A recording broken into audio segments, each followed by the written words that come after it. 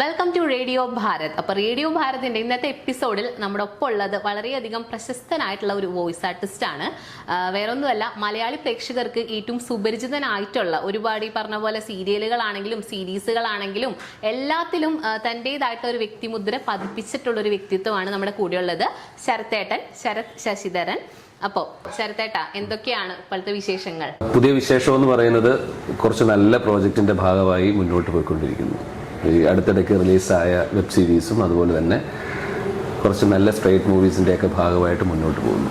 ഇപ്പൊ ഈ ഒരു ഡബിംഗ് ഫീൽഡിലോട്ട് എങ്ങനെയാണ് വരുന്നത്? അല്ലെങ്കിൽ ഇതാണ് എൻ്റെ ഒരു ഫീൽഡ്, അല്ലെങ്കിൽ ഞാൻ ഇവിടെയാണ് ക്ലച്ച് പിടിക്കുള്ളത് എന്നൊക്കെ എപ്പോഴാണ് തോന്നിയത്? മുമ്പ് പല ഇന്റർവ്യൂസിലൊക്കെ കണ്ടിട്ടുണ്ട്. ഇപ്പോ മെഡിക്കൽ റെപ്പൊക്കെ ആയിരുന്നു. അപ്പൊ അതിൽ നിന്നും എങ്ങനെയാണ് ഈ ഒരു ഫീൽഡിലോട്ട് എത്തിയത്? അല്ല, ശരിക്കും ഞാൻ മിമിക്രിയിലൂടെയാണ് ഡബിങ്ങിലേക്ക് വരുന്നത്. മിമിക്രി ശരിക്കും ഞാൻ ജനിച്ചത് ഇടുക്കി ജില്ലയിലെ ഒരു മലയോര പ്രദേശത്തായിരുന്നു. അപ്പം അവിടുന്ന് നമുക്കൊരു എക്സ്പോഷൻ കിട്ടുക എന്ന് പറയുന്നത് കുറച്ച് ഡിഫിക്കൽട്ടായിട്ടുള്ള കാര്യമാണ്. എങ്കിൽ പോലും ചെറിയ ചെറിയ സ്റ്റേജുകൾ, അതുപോലെ ഈ ക്ലബിൻ്റെ പ്രോഗ്രാമുകൾ, പള്ളിപ്പെരുന്നാൾ, ഉത്സവം, അങ്ങനെയുള്ള പ്രോഗ്രാമിലൊക്കെ പെർഫോം ചെയ്തിട്ടാണ് ഞാൻ മിമിക്രി രംഗത്തേക്ക് വരുന്നത്. പിന്നെ മിമിക്രിയാണ് നമ്മുടെ ഒരു വഴി എന്നുള്ളത് ഞാൻ തിരിച്ചറിഞ്ഞു. അതിനുശേഷം ഒരുപാട് അതിനു വേണ്ടിയിട്ടുള്ളൊരു കഠിന പ്രയത്നങ്ങളായിരുന്നു. ഒരുപാട് ആളുകളെ ഞാൻ അങ്ങോട്ട് പോയി പരിചയപ്പെട്ടു, കണ്ടു. അങ്ങനെ മിമിക്രിയിലൊരു അനുകരണത്തിൻ്റെ ഒരു വ്യത്യസ്തമായ രീതിയിലൂടെ മുന്നോട്ട് വരാനായിട്ട് എനിക്ക് സാധിച്ചു. ആദ്യകാലങ്ങളിൽ ഞാൻ ഏറ്റവും കൂടുതൽ അനുകരിച്ചിരുന്നത് ഞാൻ പറഞ്ഞല്ലോ, ഒരു മലയോര പ്രദേശമാകുമ്പോൾ അവിടെ നിഷ്കളങ്കരായിട്ടുള്ള കുറേ ആൾക്കാരുണ്ടായിരുന്നു. നമുക്ക് പരിചയമുള്ള അപ്പാപ്പന്മാര്, അമ്മച്ചിമാര്, അതുപോലെ നമ്മൾ ശ്രദ്ധിക്കപ്പെടുന്ന ചില ആൾക്കാരുണ്ടല്ലോ, അവരുടെ ശബ്ദം അനുകരിച്ചിട്ടാണ് ഞാൻ ആദ്യം മിമിക്രിയിലേക്ക് വന്നത്. പിന്നെ എൻ്റെ ബന്ധുക്കള്, സ്കൂളിലേക്ക് വന്നപ്പോൾ എന്നെ പഠിപ്പിക്കുന്ന അധ്യാപകർ, അങ്ങനെയുള്ള ആൾക്കാരുടെ ശബ്ദമൊക്കെ അനുകരിച്ചിട്ട് പയ്യെ മിമിക്രിയിലേക്ക് വന്നു. അതിനുശേഷം സ്കൂൾ കോമ്പറ്റീഷനിലൊക്കെ എനിക്ക് തോന്നുന്നു ഹൈസ്കൂൾ 8th സ്റ്റാൻഡേർഡ് തൊട്ട് ഞാൻ കോമ്പറ്റീഷനിൽ പങ്കെടുക്കാൻ തുടങ്ങി. അവിടെ തൊട്ട് എനിക്ക് പ്രൈസ് കിട്ടി തുടങ്ങി. ആളുകൾ നമ്മളെ അത്യാവശ്യം നോട്ട് ചെയ്യാൻ തുടങ്ങി. തരക്കേടില്ലാത്തൊരു ആർട്ടിസ്റ്റ് ആണെന്നുള്ള രീതിയിൽ, ഒരു പെർഫോമർ ആണെന്നുള്ള രീതിയിൽ നോട്ട് ചെയ്യാൻ തുടങ്ങി. അങ്ങനെ സ്കൂൾ കോമ്പറ്റീഷനിൽ ഡിസ്ട്രിക്റ്റിൽ വരെ എത്താനായിട്ട് സാധിച്ചു. ആ സമയത്ത് ഞാൻ ഈ കോമ്പറ്റീഷന് പങ്കെടുക്കുന്ന സമയത്ത് എന്നൊക്കെ പറയുമ്പോൾ എൻ്റെ കൂടെ മത്സരിക്കാൻ വരുന്ന ആൾക്കാരെന്ന് പറയുന്നത് നല്ല കട്ട മീശയും ബേസ് വോയിസ് ഉള്ള ആൾക്കാരായിരുന്നു. ഈ 8th സ്റ്റാൻഡേർഡിലൊക്കെ പഠിക്കുമ്പോൾ എൻ്റെ ശബ്ദം എന്ന് പറയുന്നത് നേർത്തൊരു ശബ്ദമാണ്, അത്ര വലിയ ഗാംഭീര്യമൊന്നും ഇല്ലാത്ത ശബ്ദം. പക്ഷെ അന്നും ഞാൻ കുറേ സിനിമാ താരങ്ങളുടെ ശബ്ദം അനുകരിക്കുമായിരുന്നു. അന്നൊരു എനിക്ക് തോന്നുന്നു 5-8 പേരുടെ ശബ്ദം ആ സമയത്ത് ഞാൻ അനുകരിക്കുമായിരുന്നു. ശങ്കരാടി, ജയറാമേട്ടൻ, മുരളിച്ചേട്ടൻ, അങ്ങനെ കുറേ ആളുകളുടെ ശബ്ദം ഞാൻ അനുകരിക്കുമായിരുന്നു. പിന്നെ കുറേ നാളിന് ശേഷം ഞാൻ ഇടുക്കി വിട്ടിട്ട് ആലപ്പുഴയ്ക്ക് വന്നു.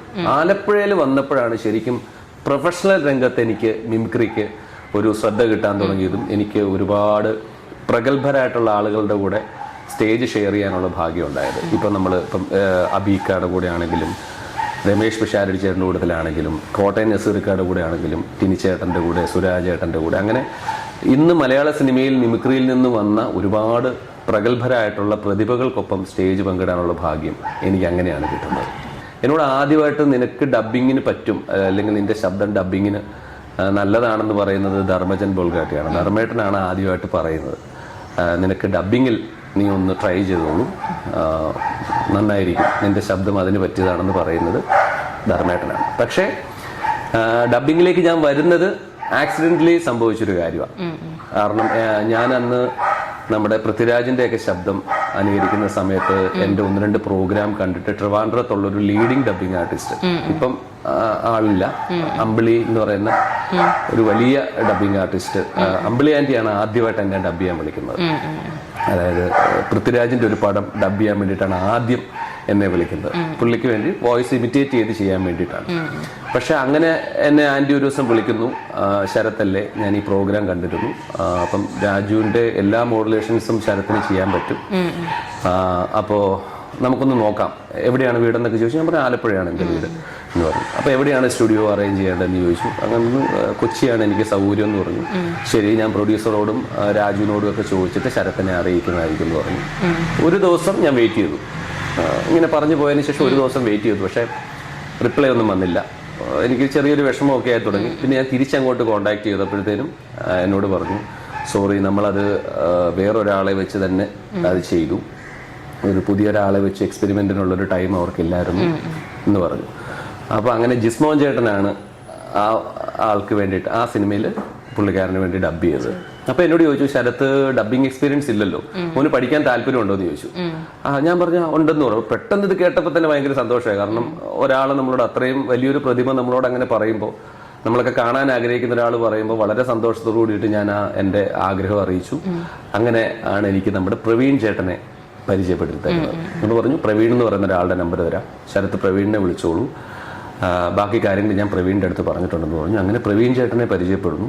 പ്രവീൺ ചേട്ടൻ്റെ അടുത്ത് ഇങ്ങനെ വിളിച്ച്, ഞാൻ ചേട്ടാ എൻ്റെ പേര് ശരത്ത് എന്നാണ്, ആലപ്പുഴയിലാണ് സ്വദേശം. അപ്പോൾ പുള്ളിയുടെ ഒരു സ്റ്റൈൽ അറിയാലോ, ആ മോനെ പറയടാ എന്ന് പറയട്ടാ, ഭയങ്കര പൊളൈറ്റാണ് പുള്ളി. അന്നും ഇന്നും എന്നും പ്രവീൺ ചേട്ടൻ അങ്ങനെ തന്നെയാണ് ഞാൻ പരിചയപ്പെടുന്ന നാളെ തൊട്ട്. അപ്പം ആ മോനെ എവിടെയാണ് വീടെന്ന് ചോദിച്ചു. അപ്പം ഞാൻ പറഞ്ഞു ആലപ്പുഴയാണ് വീട്. ആ മോനെ ഒരു കാര്യമുണ്ട്, ആലപ്പുഴയിൽ നിന്നൊക്കെ പറയുമ്പോൾ നിങ്ങൾ അത്ര ദൂരത്തുനിന്ന് ഇവിടെ വന്ന് ഡബ് ചെയ്യുക എന്ന് പറയുന്നത് അത് അത്ര നിസ്സാരമായ കാര്യമല്ല.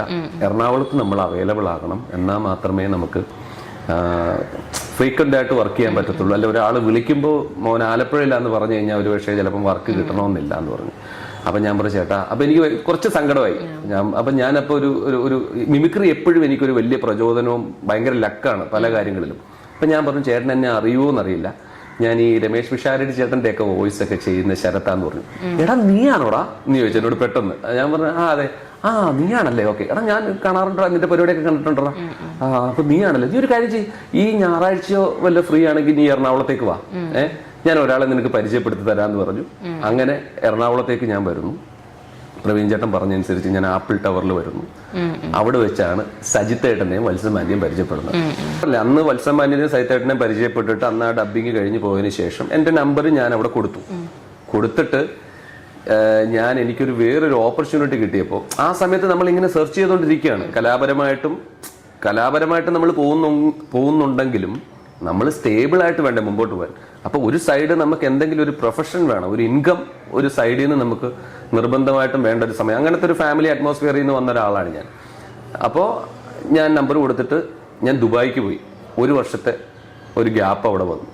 അപ്പം ചിലപ്പോഴെന്നെ വിളിച്ചിട്ടുണ്ടാവാം, എൻ്റെ നമ്പർ കൊടുത്തതനുസരിച്ച് എന്തെങ്കിലും ഓപ്പർച്യൂണിറ്റി വന്നപ്പോൾ, അല്ലെങ്കിൽ എൻ്റെ ശബ്ദത്തിന് ആവശ്യമായത് എന്തെങ്കിലും വന്നപ്പോൾ എന്നെ കോണ്ടാക്ട് ചെയ്തിട്ടുണ്ടാവാം. അതെനിക്കറിയില്ല ഇപ്പോഴും. ഞാൻ അതിന് ശേഷം സൈത്തനോട് ചോദിച്ചിട്ടുണ്ട്. അപ്പോൾ അവരൊക്കെ തിരക്കിലൂടെ പോകുന്ന ആൾക്കാരാകുമ്പോൾ ചിലപ്പോൾ ഓർക്കണമെന്നില്ലല്ലോ, വിളിച്ചിട്ടുണ്ടായിരിക്കാമെന്ന് എന്നോട് പറയുകയും ചെയ്തു. അങ്ങനെ ദുബായി പോയി. എൻ്റെ ഒരു ഫ്രണ്ടിൻ്റെ റെസ്റ്റോറൻറ്റിൻ്റെ പരസ്യം ചെയ്യാൻ വേണ്ടിയിട്ടാണ് ഞാൻ ദുബായിക്ക് പോകുന്നത്. മലബാർ റെസ്റ്റോറൻ്റാണ്. അപ്പോൾ അതും മിമിക്രി, ഞാൻ പറഞ്ഞില്ലേ മിമിക്രി എപ്പോഴും എനിക്കൊരു ഭാഗ്യം തന്നെയാണ്. അപ്പം UAE ചരിത്രത്തിൽ ആദ്യമായിട്ട് ഒരു മലബാർ റെസ്റ്റോറൻറ്റിൻ്റെ പരസ്യം, അതായത് ഞാൻ അവിടെ എനിക്ക് രണ്ട് കാര്യങ്ങളാണ്. ഒന്ന്, ഞാൻ ഈ പരസ്യം ചെയ്യുന്നു, ആ ഫ്രണ്ട് ഓഫീസിൽ ക്യാഷ്യറായിട്ടും വരുന്ന നമ്മുടെ ഈ ലൊക്കേഷൻ ചോദിച്ചു വരുന്ന ആൾക്കാർക്ക് നമ്മുടെ മെനുവിനെ പറ്റി പറയുന്നു, എന്തൊക്കെയാണ് നമ്മുടെ മെനൂസ്, നമ്മുടെ പ്രത്യേകതകൾ എന്തൊക്കെയാണെന്നൊക്കെ ഉള്ളതെല്ലാം. ഇത് ഞാൻ പറയുന്നത്, എന്നെ ഫോണിൽ വിളിക്കുന്ന ആൾക്കാരോട് ഞാൻ പറയുന്നത് ഓരോ സിനിമാ താരങ്ങളുടെ ശബ്ദത്തിലാണ്. അപ്പൊ കേൾക്കുന്നവർക്ക് അതൊരു ഭയങ്കര അട്രാക്ഷനാണ്. അങ്ങനെ ഒരു ഭയങ്കര സ്പെഷ്യലായി ആ ഒരു റെസ്റ്റോറൻറ്റ്. എൻ്റെ കൂടെ ചൈൽഡ്ഹുഡ് ടൈം തൊട്ട് എൻ്റെ കൂടെ ഉണ്ടായിരുന്ന എൻ്റെ ഒരു ഫ്രണ്ടിൻ്റെ, അവൻ അവിടുത്തെ മാനേജറായിരുന്നു. അങ്ങനെയാണ് ഞാൻ പോകുന്നത്. അങ്ങനെയാണ് ഞാൻ മിഥുനെ പരിചയപ്പെടുന്നത്, RJ മിഥുൻ രമേശ്. അങ്ങനെ മിഥുൻ ചേട്ടനുമായിട്ടുള്ളൊരു സൗഹൃദം. അങ്ങനെ ഞാൻ അവിടെ വർക്ക് ചെയ്തുകൊണ്ടിരിക്കുമ്പം മലയാളികൾ അബുദാബിയിൽ നിന്നും ഷാർജയിൽ നിന്നും ഒക്കെ ഫാമിലി ആദ്യം വിളിച്ചിട്ട് ഇങ്ങനെ ചോദിക്കും, ഇത് പാരമൗണ്ട് റെസ്റ്റോറൻ്റ് അല്ലേ, ഇതാരാ സംസാരിക്കുന്നതെന്ന് ചോദിക്കുമ്പോൾ ഞാൻ ഇപ്പം ശങ്കരാടി ആണെങ്കിൽ ഇപ്പം ശങ്കരാടിയുടെ ശബ്ദത്തിൽ പറയും, അതെ പാരമൗണ്ട് റെസ്റ്റോറൻ്റ് ആണ് എന്ന് ഞാനിങ്ങനെ പറയും. അപ്പോൾ അവർ ചോദിക്കും, അവർ കേൾക്കാനുള്ള കൗതുകം കൊണ്ട് ഇവർ ചോദിക്കും, ഇന്നത്തെ മെനു എന്തൊക്കെയാണ്, അതിൻ്റെ ഇൻഗ്രീഡിയൻസ് എന്തൊക്കെയാണ് സാർ ഒന്ന് പറയുമെന്ന് ചോദിക്കുമ്പോൾ ഞാനിങ്ങനെ ഓരോരോ, ഇന്ന് നല്ല ഒന്നാമതൊരു ആവോലി തവാ ഫ്രൈ ഉണ്ട് എന്നൊക്കെ പറഞ്ഞിട്ട് ഇങ്ങനെ പറഞ്ഞു കൊടുക്കും. അതിൻ്റെ ഇൻഗ്രീഡിയൻസ് പറയും. ഓക്കെ സാർ, സന്തോഷം. അവിടെ പാർക്കിംഗ് സൗകര്യം ഉണ്ട്. കാരണം നമ്മൾ പറയുന്നത് മുഴുവൻ നമ്മുടെ റെസ്റ്റോറൻറ്റിനെ ബേസ് ചെയ്തിട്ടുള്ള കാര്യങ്ങളാണ്. ഇത്ര പാർക്കിംഗ് സൗകര്യമുണ്ട്, നിങ്ങൾ മെട്രോ സ്റ്റേഷനിൽ നിന്ന് ഇത്രയും ദൂരം വന്നു കഴിഞ്ഞാൽ ഈ റെസ്റ്റോറൻറ്റ് നിങ്ങൾക്ക് കാണാം, ഇതൊക്കെയാണെന്നുള്ളത് നമ്മുടെ സ്പെഷ്യാലിറ്റിയാണ് നമ്മൾ പറഞ്ഞു കൊടുക്കുന്നത്. അങ്ങനെ ഒരു വർഷം അവിടെ നിന്നു. അപ്പം എനിക്ക് നമ്മുടെ ടാലന്റ് ഉള്ളിലുള്ളതുകൊണ്ട്, അപ്പം ഇവിടുന്ന് പോയപ്പോൾ എന്നോട് പറഞ്ഞത് ജോലിയും ചെയ്യാം പ്രോഗ്രാംസും ചെയ്യാം എന്നുള്ളൊരു ഒരു എഗ്രിമെന്റ് പോലെ പറഞ്ഞിട്ടാണ് പോയത്. പക്ഷെ കുറേ കഴിഞ്ഞപ്പോൾ എനിക്ക് കുറേ പ്രോഗ്രാംസ് എൻക്വയറി വന്നു UAE. കാരണം ഇവിടുന്ന് പോകുന്നതിന് മുമ്പ് തന്നെ ഞാൻ ചാനലുകളിൽ പ്രോഗ്രാം അവതരിപ്പിച്ചിട്ടുണ്ട്. മഴവിൽ മനോരമയിലെ സിനിമ ഞങ്ങളുടെ അസോസിയേഷന്റെ പ്രോഗ്രാമിൽ തന്നെ അതൊരു വലിയ ഫ്ലോറായിരുന്നു എനിക്ക്. അപ്പോൾ തന്നെ ആൾക്കാർ അത്യാവശ്യം എന്നെ തിരിച്ചറിഞ്ഞൊരു സമയമായിരുന്നു. സിനിമ ക്ലിക്കായ ഒരു പ്രോഗ്രാമാണ്, സിദ്ദിഖ് സാറ് ഡയറക്റ്റ് ചെയ്ത പ്രോഗ്രാം. അപ്പൊ എനിക്ക് ഒരുപാട് ഓപ്പർച്യൂണിറ്റീസ് ദുബായിൽ വന്നു. അപ്പം എന്റെ കൂടുതൽ സമയവും പ്രോഗ്രാമിന് വേണ്ടി പോകുന്നു എന്ന് അറിഞ്ഞു കഴിഞ്ഞപ്പം സ്വാഭാവികമായിട്ട് ഇവിടുന്ന് നമുക്ക് വിസ എടുത്ത് കൊണ്ടുപോകുന്ന ആൾക്കാർക്ക് ഉണ്ടാകുന്ന ഒരു ബുദ്ധിമുട്ടുണ്ട്. അപ്പൊ അവർക്കത് അങ്ങനെ അനുവദനീയമല്ലായിരുന്നു അവിടുന്ന് പോകാനായിട്ട്. കാരണം അവിടുത്തെ എന്റെ ഒരു പ്രസൻസ് കുറഞ്ഞു പോകുന്നതുകൊണ്ട്. അങ്ങനെ അതിനുശേഷം ഞാൻ നിർബന്ധം അവരോട് പറഞ്ഞു എനിക്ക് ഇവിടെ നിൽക്കാൻ കണ്ടിന്യൂ ചെയ്യാൻ താല്പര്യമില്ല, കാരണം ഇങ്ങനെ ഒരു ടാലന്റ് ഉള്ളതുകൊണ്ടാണ്, വേറൊന്നും വിചാരിക്കരുതെന്ന് പറഞ്ഞിട്ട് ഞാൻ പിന്നെ തിരിച്ച് നാട്ടിലേക്ക് വരുന്നു. നാട്ടിൽ വരുന്ന സമയത്താണ് ഫ്ലവേഴ്സിന്റെ ഉദയം. ഫ്ലവേഴ്സ് ചാനൽ തുടങ്ങുന്ന സമയം ഞാൻ നാട്ടിൽ വരുന്ന സമയത്താണ്. ഇപ്പൊ ഏതെങ്കിലും സിനിമകളിൽ അങ്ങനെ ചെയ്തിട്ട് ആ ഒരു സൗണ്ട്, ചേട്ടന്റെ സൗണ്ട് നമ്മള് സിനിമ റിലീസ് ആവുമ്പോ വരാത്ത അവസ്ഥ അങ്ങനെ എന്തെങ്കിലും ഉണ്ടായിട്ടുണ്ടോ? ഇല്ല, ഞാൻ ചെയ്ത വർക്കുകളൊന്നും അങ്ങനെ ശബ്ദം തിയേറ്ററിൽ വരാതെ പോയിട്ടില്ല. പക്ഷെ ഒരുപാട് സിനിമയ്ക്ക് ഹീറോയ്ക്കൊക്കെ ഞാൻ ട്രാക്ക് ഡബ് ചെയ്തിട്ടുണ്ട്. അത് ഒരിക്കലും വരില്ലല്ലോ, അത് ട്രാക്കിന് വേണ്ടി മാത്രം ചെയ്യുന്നതല്ലേ. അപ്പം ഫഹദിന് ചെയ്തിട്ടുണ്ട്, ആസിഫ് അലിക്ക് ചെയ്തിട്ടുണ്ട്, സുരേഷ് ഏട്ടന് ലേറ്റസ്റ്റ് വരാഹം എന്ന് പറയുന്ന സിനിമ, ആസിഫിന്റെ ഈ രേഖാചിത്രം എന്ന് പറയുന്ന സിനിമ, അങ്ങനെ കുറെ സിനിമയിൽ ഇവർക്ക് ലുക്മാൻ, ഒത്തിരി ആളുകൾക്ക് അങ്ങനെ ട്രാക്ക് ഡബ് ഞാൻ ചെയ്തിട്ടുണ്ട്. ഏതെങ്കിലും ഒരു കലാകാരനൊപ്പം വേദി പങ്കിടാതെ പോയതിൽ ഇനിയിപ്പോ ഒരിക്കലും സാധിക്കില്ല, അതിലൊക്കെ ഒരു വിഷമം തോന്നിയിട്ടുണ്ടോ? ഉണ്ട്. മണിച്ചേട്ടൻ, ഞാൻ ഒരുപാട് ആഗ്രഹിച്ചാണ് മണിച്ചേട്ടന്റെ കൂട്ടത്തിലൊരു ഒന്ന് സ്റ്റേജിൽ നിൽക്കാൻ ഞാൻ കൊതിച്ചിട്ടുണ്ട്. പക്ഷെ അത് സാധിച്ചില്ല.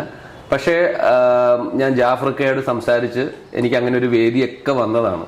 ആ സമയത്താണ് മണിച്ചേട്ടന്റെ ഒരു വിയോഗം നമ്മളിലേക്ക് വന്നത്.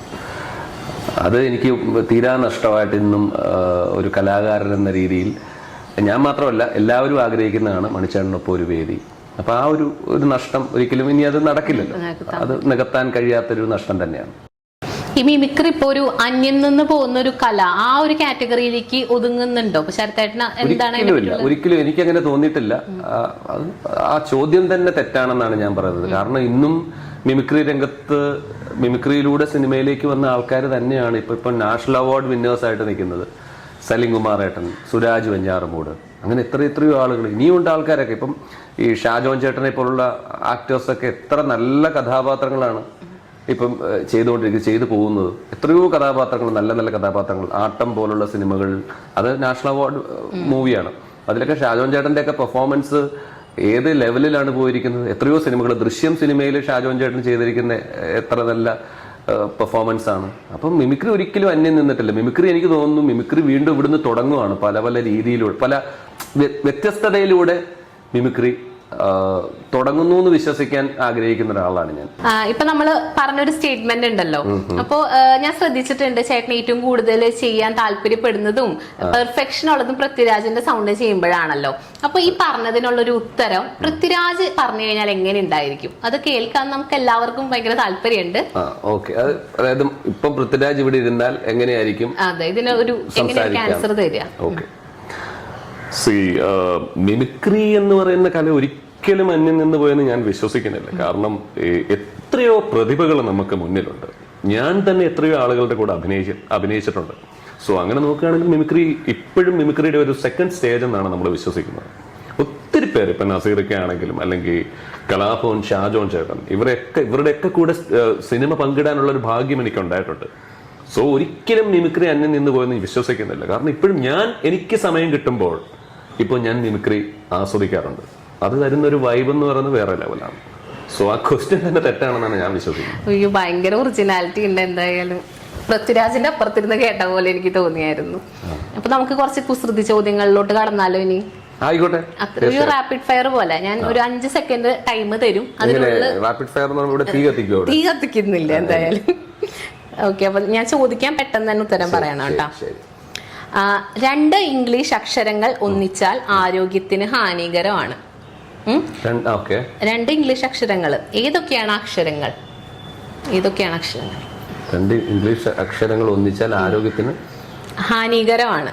നമ്മൾ മദ്യപാനം ആരോഗ്യത്തിന് ഹാനികരം എന്നൊക്കെ പറയില്ലോ, അതുപോലെ ഏതൊക്കെയാണ് ആ ഇംഗ്ലീഷ് അക്ഷരങ്ങൾ? ഫോൺ എ ഫ്രണ്ട് അങ്ങനെ എന്തെങ്കിലും ഓപ്ഷൻ ഉണ്ടോ? ഇല്ല, ഫോൺ എ ഫ്രണ്ട് ഒന്നുമില്ല. ഞാൻ തന്നെ പറയണം അല്ലേ? ഞാനിപ്പോ ടൈമർ ഇപ്പൊ പറയട്ടോ, ഇടുണ്ടാ. ടിക് ടിക് 1, ടിക് ടിക് 2, ടിക് ടിക് 3. അറിയോ? ഉത്തരം എനിക്കറിയില്ല. BP ആണ്. അതിന് വേറൊരു സംഭവം കൂടെ ഉണ്ട്, ഭാര്യയെ പേടി. ഇത് എന്താണ്? നമ്മളുടെ ഒരു ആരോഗ്യാവസ്ഥയാണ് ഉദ്ദേശിക്കുന്നത്. ഇത് കുസൃതിയാണ്. ഈ കുസൃതി എന്റെ ഭാര്യ കണ്ടാൽ അത് വലിയൊരു പ്രശ്നത്തിലേക്ക് പോകും. ചേച്ചി ഒക്കെ ഒന്ന് നോട്ട് ചെയ്തോളൂ കേട്ടോ എന്തായാലും. അടുത്തത്, റൊണാൾഡോക്ക് ചൂടെടുക്കില്ല, എന്തുകൊണ്ടാണ് റൊണാൾഡോക്ക് ചൂടെടുക്കാത്തത്?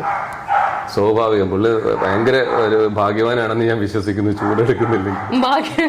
ഭാഗ്യവാനോ? അതിനൊരു കാരണമുണ്ട് ചൂടെടുക്കാത്തതിന്, ആ കാരണമാണ് അറിയേണ്ടത്. എനിക്കറിയില്ലേ, ഇത്രയും ഒക്കെ വലിയ ക്വസ്റ്റ്യൻസ് ഉണ്ടെങ്കിൽ ഞാനത് പ്രിപ്പയർ ചെയ്തോണ്ട് വരത്തുള്ളായിരുന്നു. ഇതൊക്കെ ഭയങ്കര എളുപ്പമുള്ള ക്വസ്റ്റ്യൻസ് ആണ്, നമ്മള് കുഞ്ഞി പിള്ളേരൊക്കെ പറയണ ക്വസ്റ്റ്യൻസ് ആണോ? Okay okay. ഉത്തരം ഞാൻ പറയാം. ശൈശവത്തിൽ നിന്ന് മാറിയല്ലോ. ഓ അതെ, ഞാൻ ഉത്തരം പറയട്ടെ. ആയിക്കോട്ടെ. റൊണാൾഡോക്ക് ചുറ്റും റൊണാൾഡോയുടെ ഫാൻസ് ഉള്ള കാരണം കൊണ്ട്. നല്ലതല്ലേ? അടിപൊളി, ഇത് ഇടണം നിങ്ങള് ഇതായിട്ട് കേട്ടോ. ഓക്കെ. അടുത്തത്, മമ്മൂട്ടിക്ക് ഒരു ദുൽഖർ ഉണ്ടെങ്കിൽ സച്ചിന് എത്ര ദുൽഖർ ഉണ്ട്? സച്ചിന് കൂടുതലും ദുൽഖർ സിക്സർ ആയിരിക്കും കൂടുതൽ. മമ്മൂട്ടിക്ക് ഒരു ദുൽഖർ ഉള്ളോ, അപ്പൊ സച്ചിന് എത്ര ദുൽഖർ ഉണ്ട്? അറിയില്ല. എനിക്കറിയില്ല. ഒരു ഉത്തരം പോലും പറഞ്ഞിട്ടില്ല. ഇത്ര വലിയ വോയിസ് ആർട്ടിസ്റ്റ്. ഞാൻ ഫാർമയുടെ ഇന്റർവ്യൂവിന് ചെന്നപ്പോ പോലും എന്നെ ഇങ്ങനെ ക്വസ്റ്റ്യൻ ചെയ്തു. എനിക്ക് ചോദ്യങ്ങളില്ലായിരുന്നു ഇങ്ങനെ. ഓക്കെ, ഞാൻ എന്റെ ഉത്തരം പറയാം. 10 ദുൽഖർ എന്നാണല്ലോ, 10 ദുൽഖർ. അങ്ങനെ നമുക്ക് വേണമെങ്കിൽ പറയാം. അടിപൊളി. അടുത്തത്, എഴുതുമ്പോൾ 5 അക്ഷരം പക്ഷേ പറയുമ്പോൾ ഒരക്ഷരം. എഴുതുമ്പോൾ ഒരക്ഷരം, പറയുമ്പോൾ അല്ല, സോറി, എഴുതുമ്പോൾ 5 അക്ഷരം പറയുമ്പോൾ ഒരക്ഷരം. ഞാൻ പറഞ്ഞു. വേറെ ആർക്കെങ്കിലും അറിയാമെങ്കിൽ പറയാൻ. ഇവിടെ ഉള്ളവർ എന്നെ സഹായിക്കാൻ ഒരു മനസ്സുള്ള ആളുകൾ ആരും ഇല്ല, അതാണ്. പപ്പടമാണോ? പപ്പടം അത് പപ്പടം. ഓ ശരിയാണ്. അപ്പൊ നല്ലൊരു കൈയ്യടി തന്നെ എന്നെ പ്രോത്സാഹിപ്പിക്കൂ. അതവളല്ലേ പറഞ്ഞു. അല്ല, ഞാനത് ഇങ്ങനെ ഇദ്ദേഹമായിട്ട് ഇങ്ങനെ സംസാരിച്ചോണ്ടിരിക്കുമ്പോഴേ. ഇനി ലാസ്റ്റത്തെ ക്വസ്റ്റ്യൻ ആണ്, ഇതിനെങ്കിലും നമുക്ക് ഉത്തരം പറയുമെന്ന് നോക്കാം, അല്ലെങ്കിൽ നാണക്കേടാണല്ലേ. അതെ. ഒരു തോടിന്റെ കരയിൽ 5 കിളികൾ ഇരിക്കുന്നുണ്ടായിരുന്നു. ഇതില് 4 കിളികൾ പറന്നുപോയി, ഒരു കിളി മാത്രം പറന്നില്ല. എന്തുകൊണ്ട്? താല്പര്യമില്ലാതെ ഇരിക്കാൻ പോകാനായിട്ട് മറ്റുള്ളവരുടെ കൂടെ. പ്രശ്നമാണ്, നമ്മൾ ഈ ആവശ്യമില്ലാത്ത കൂട്ടുകെട്ടിലേക്ക് പോയി കഴിഞ്ഞാൽ പ്രശ്നമാണെന്ന്. അത് ബുദ്ധിയുള്ള കിളിയാണ്. ബുദ്ധിയുള്ള കിളിയായ കാരണം കൊണ്ടല്ല. ഉത്തരം ഞാൻ പറയട്ടെ, ബസ്സിലെ കിളിയാണ്. ഇത് ഭയങ്കര